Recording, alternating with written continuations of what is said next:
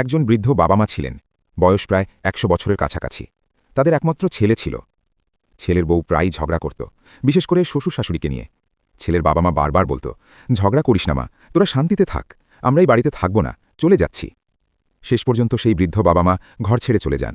তারা বাজারে বাজারে দোকানে দোকানে ভিক্ষা করে দিন কাটাতে লাগলেন। একদিন প্রচণ্ড রোদে ফুটপাতে পড়ে রইলেন।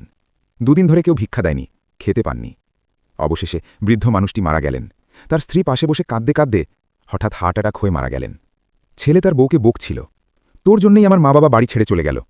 এই ঝগড়ার পর বউ রাগ করে বাবার বাড়ি চলে যায়। ছেলে মন খারাপ করে একা বসে থাকে। ঠিক সেই সময় এক দোকানদার এসে বলল, তোমার বাবা মা মারা গেছেন। খবর শুনে ছেলে হাউমাউ করে কাঁদতে লাগল। সে তার বাবা মায়ের শেষকৃত্য করে বাড়িতে ফিরে আসে। অন্যদিকে মেয়েটি বাবার বাড়িতে থাকাকালীন ক্যান্সারে আক্রান্ত হয়। ডাক্তার জানায় তার আর বেশি দিন বাঁচার সম্ভাবনা নেই। মেয়েটি স্বামীর বাড়িতে আসে। দরজায় ঢুকতেই স্বামী বলে, তুই আমার বাড়িতে পা রাখবি না। মেয়েটি মিনতি করে বলে, আমাকে মাফ করে দাও। ছেলে বলে, মাফ চাইলে আমার বাবা মায়ের কাছে যাও। মেয়েটি জিজ্ঞেস করে, ওরা কোথায়? ছেলে বলে, আমার বাবা মা না খেতে পেয়ে মারা গেছেন। মেয়েটি কান্নায় ভেঙে পড়ে। হে আল্লাহ, আমি ক্ষমা চাই, কিন্তু ক্ষমা চাওয়ার সুযোগই পেলাম না। হে আল্লাহ, আমার শ্বশুর শাশুড়িকে তুমি জান্নাত নসিব করো। আমাকেও ক্ষমা করে দিও।